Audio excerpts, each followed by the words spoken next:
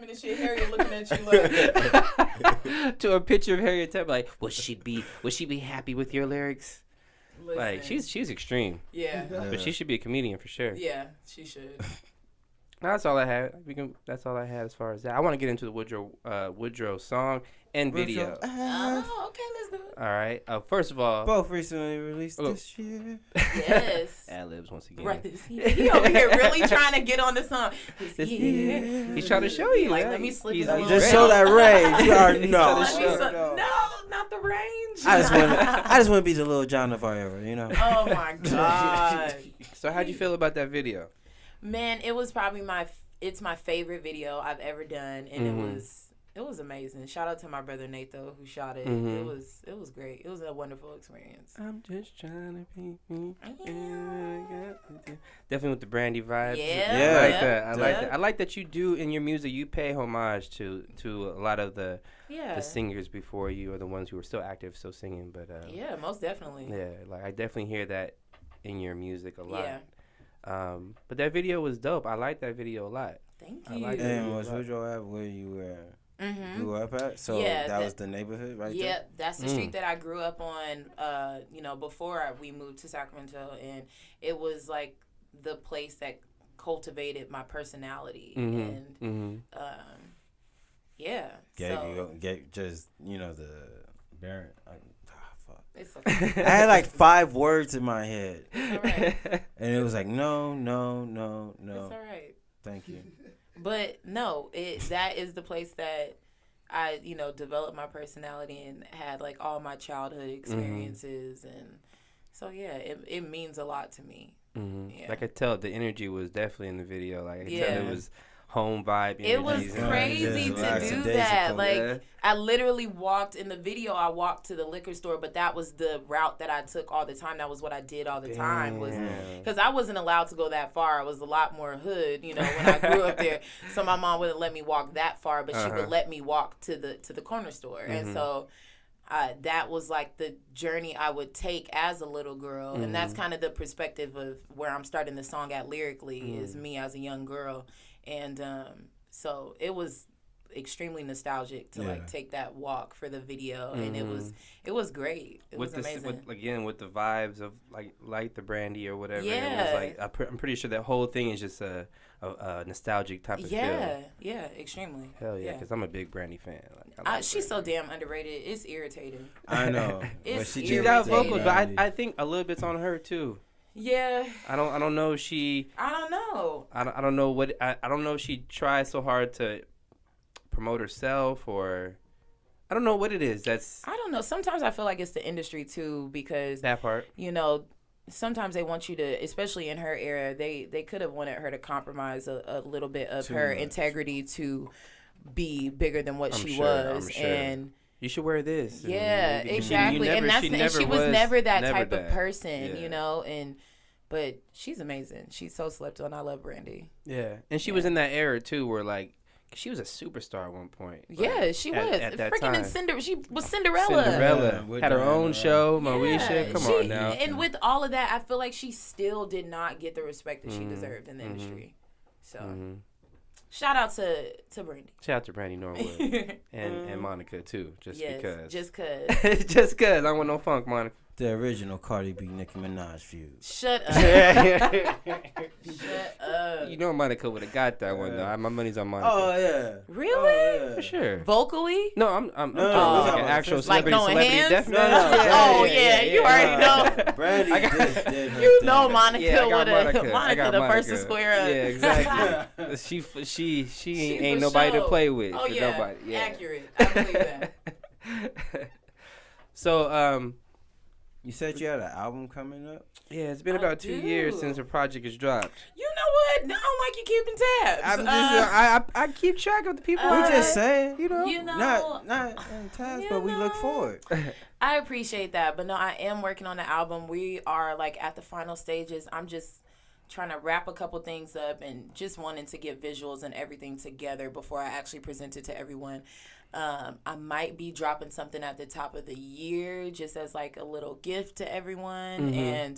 But yeah, I'm working on the album, and it is probably the most developed I've feel like I've ever sound on a project, and it's probably the project that I think is like, to me, my introduction, because it's nice. It really is like me personified like in a project. So the last 2 years, and here's the baby. Yeah, this is real. This is for sure the baby. I'm telling you, I'm so protective about all these songs. I've been so weird about even playing them for people that I like really value their opinion, because I'm a little nervous, because I'm like, don't talk about my child. Yeah. You know, yeah, so I'm trying to prepare myself and get it right first before I do that. But yeah, it's coming. It's on the way.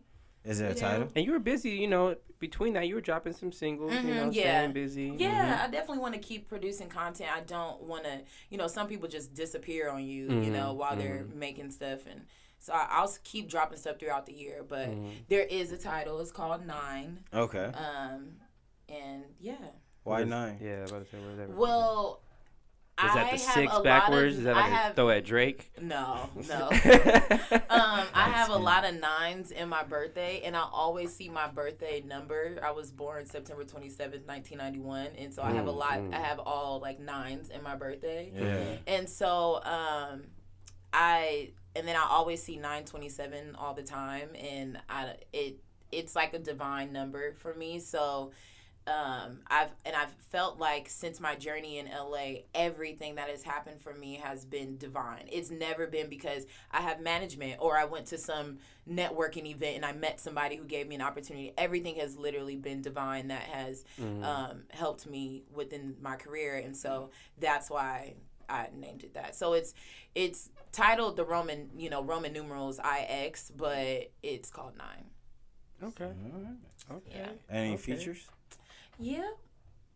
I ain't telling you. Yeah, she said yeah. No, we just gonna just gonna drop it off. We reset the bag. You gonna see it when you see it. it. That's fair. Yeah, I'm excited for it. I'm excited to hear a project from you, like a whole entire project, and see where you're at now. Yeah. Mentally and all that. Oh kind of man, stuff. I've grown so much since my last project. So. Oh yeah, definitely. We heard it throughout the Woodrow app. Yeah, I mean, listen, because we backtracked on you. Yeah, no, but I heard when I came in here, I was like, I heard y'all listening to New Levels, and like even from New Levels to Woodrow Ave, I personally feel like I hear such a difference in. I did mention that a little earlier. It's like your sound does seem like it fits different waves or different choppy. Yeah, you're pretty versatile. Thank you. With your voice and your harmonies and stuff like that. So. Thank you. Are you gonna come off barmatic or melodic? I would say both. Like I said, what I'm gonna drop something at the top of the year, and I've been just playing with everything. Like I think because of the people that I've been able to surround myself with, I've tapped into both, because soul and R&B is like me at my core, but I have been like mentored for a period of time by Mr. Fab, who is a freestyle king, battle rap champion, and so being around that aspect and being around like Snoop and Too Short and all these people, like you can't not help but be influenced by hip hop. So I do love still like, you know, freestyling and like rapping here and there, and I'm also a songwriter, so I never limit myself, you know. So yeah. So was Mr. Fab what led to the Bay Area mixtape that you were featured on? Mr. Fab led to a lot for me. I like honestly, he took me under his wing before I moved to LA and put me in a lot of different rooms to help me have a little bit of a family when I moved here. And Too Short lives in LA and his studio's in LA. So when I came down here, he brought me to Short Studio, and Short is like a father figure for Mr. Fab, you know, and is a legend for him and for me, but especially for him. That's like his legend. OG, you know, so that's Fab's OG. So that did lead to me being on that mixtape. Yeah. And then how did you guys even come about? Me and Mr. Fab. So I was working with an artist, with a producer by the name of June on the Beat. He produces for like Mozzie, and I had did a song with him. He sent it to Mr. Fab. Mr. Fab loved the song, and he had followed me on Instagram and was like, I want to work with you. But then he hadn't like hit me up. So I consistently hit him up for like months. Like, hey, I want to work. Hey, I want to work. Hey, what's up? And like he wouldn't respond, or he'd be too busy, and like we couldn't figure out a day to schedule. Because outside of being a rapper, he's a songwriter and a very successful songwriter. And I wanted to develop my songwriting. So I messaged him before I moved out here in October. And I was like, hey, I'm moving to LA next month.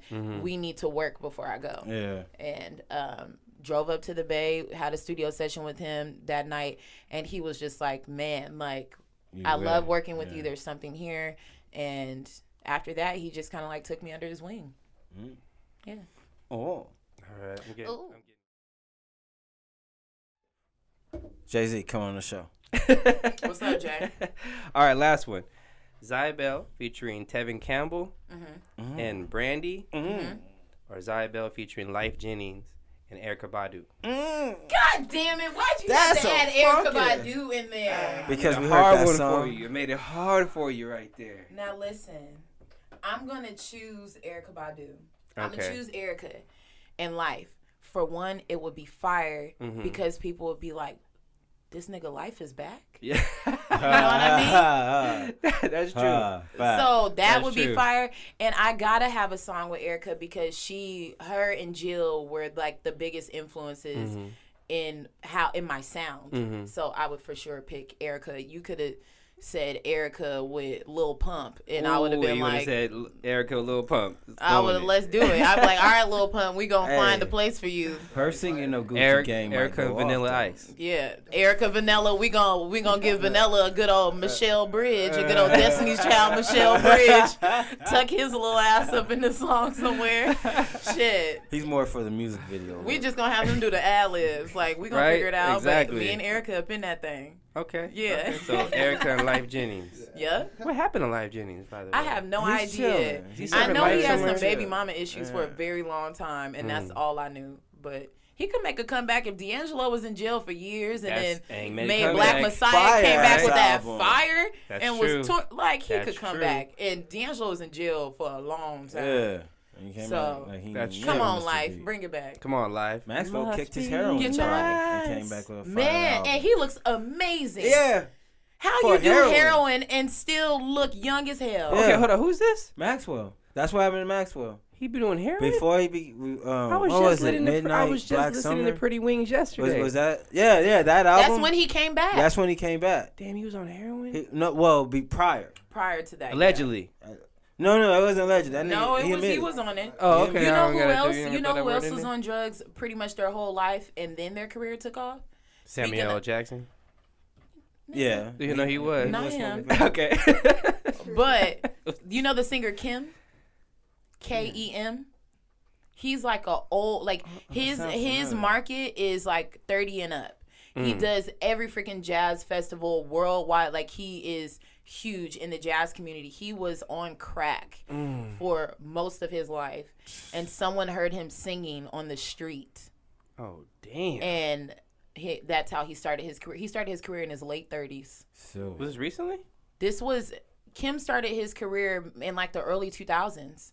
Okay. Fuck. Yeah, and he is like huge in the jazz, like contemporary R&B community, huge. And even Charlie Wilson came back. Shit. From, he was on the street and his wife found him. Yeah. Yeah. Had to straighten him up. Yeah. Casey and JoJo were trying to make a comeback. Listen, I don't know if you saw that goddamn. You see that goddamn podcast they did? Oh my god. Oh god, they was yelling. Yeah, they was going in. I don't know what crack that was, but the same one Genuine was on when he did the same exact shit. Shit. Oh wait, what? Send me that link. Oh, you ain't seen that video? Hell no. But what was that group that it was Tank? TGT. Yeah. Is that why TGT can't come back? Genuine was like, you gotta see that shit. It's the most funniest. That nigga ain't there. He just like that. And then he sing it all off key. And he just like look it up on YouTube before we forget. Don't click it right now, but look it up on YouTube so we can watch it later. Okay. So that's probably why Tyrese was like, man, messing up the brand. Tyrese must have secondhand hit it because he was on some bullshit a couple months later. So the problem was Tyrese was acting like he was the the main person in the group. It's like, yeah, you did some movies and you had success. You might be the there. most well-known one in the group. But R&B? Okay, but Tank, exactly. Come on. All day. Tank wrote your shit, Tyrese. It's Tank. All day. Some people here for Genuine Baby Hair, but most of us are here for Tank. Yeah. Nobody's there for Sweet Lady. Come on. No one was there for Sweet Lady. Nobody's there for Sweet Lady. I don't think that was his fire one. Lately was his fire. No, Zodiac Sign. Sorry, Zodiac Sign. Love making. Tyrese, you will get your credit for Zodiac Sign. He need to get that piercing back, because that's when he that's was what it was. Both the nose. He had the nose and he had this shit. Yeah, that's when the ladies were going back. crazy. Get that shit back. Get your life. Bring back black tie. Bring back black tie. Like black tie? Yeah, no bars. That was no. Where the Music Soul Child at? He's still performing a lot. Yeah? He is. And he made enough classics in the 2000s. Yeah, he did. And he released a project maybe 2 years back, and it was a little different though. He was like kind of rapping, so I don't know, but he need to get back. I need music to come back. I still listen to his I Just Want to Sing. I still listen to all of that stuff. Like classic, yeah, for sure. Right. Fell in love in high school with that. I seen you tweeted something. I was gonna bring this up. You said something about I can't remember because I didn't save it, but it was about manifesting a tour and manifesting just a bunch of things in your life. Yeah. Oh yeah, that was recently. Yeah. Is that something you're trying to do, like, seriously? Like a tour? Is a tour something you're really looking forward to in 2019? Or is that 2020 type of thing? So an official... I don't think it's hard as much as it used to be to do a tour. It's not as hard as much as it used to be, but it's all about money, really, for the most part, to do a successful tour. Right now, I'm just more so focused on doing a promo tour since the album is not out yet.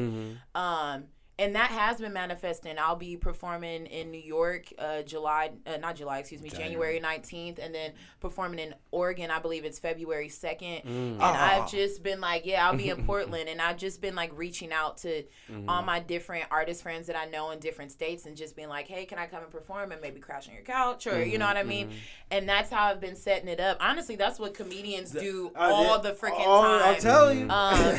And so I have been manifesting that in a sense where I'm just trying to get out there, like, and really experience performing in different places. And I truly believe by the time the album's out or before the album's out, I'll definitely be able to manifest a tour opening up for like a major artist is really my goal. Yeah. Let's go. Yeah, we can get that shit. The only reason I said to your Portland one is because I'm going to be there, but on the 12th to the 14th. And I was, see. Yeah, I was like, man, I wasn't trying to see your black ass. I would go to a comedy show and do it like I would. True. And it ain't but 4 black people in Portland. Oh my God. So listen, I talked to someone yesterday and they was white and they told me Portland was white as hell. Yeah. I said, well, damn. They have this horrible history. They passed like this law.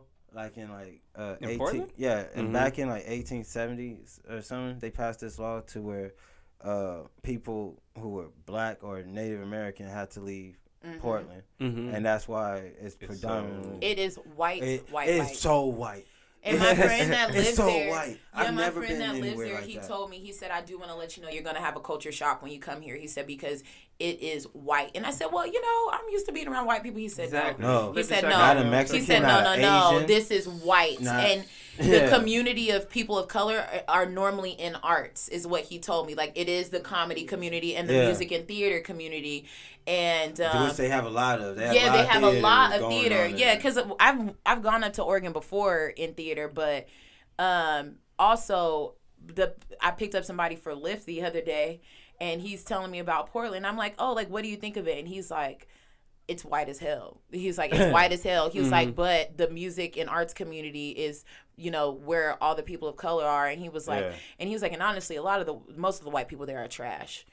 And I'm just like, oh my God. And I'm cracking up because I'm talking to him and his wife. They're both white. Yeah. His wife called him whiteys. I was like, this is great. I was like, this is amazing. Right, exactly. Y'all invited to the cookout. For sure. Yeah, for sure. She's like, yeah, it's a bunch of whiteys, And I was just like, this is great. It's so white for white people to be tired of it. Right? White people be tired of white people. That's how you know it's white up there. Bullshit. Damn. That's how you know it's white as hell because they were like, And there's no sun up there, so they all just really extra white, gray. like melanin wise. It's crazy because you would think Portland would be incredibly liberal with how hipster it is, and it is not. It's kind of very conservative. It is, yeah. Yeah. I think there's like a military base. Yeah, if you watch Portlandia, it will get you fucked up thinking that. I love Portlandia, but I know when I go there, I'm not going to have that experience. Yeah. See, I've been to Corvallis, but I've never been to Portland. No. Corvallis was white too. Corvallis, Oregon. It sounds white. It's what? Yeah, it was what? But I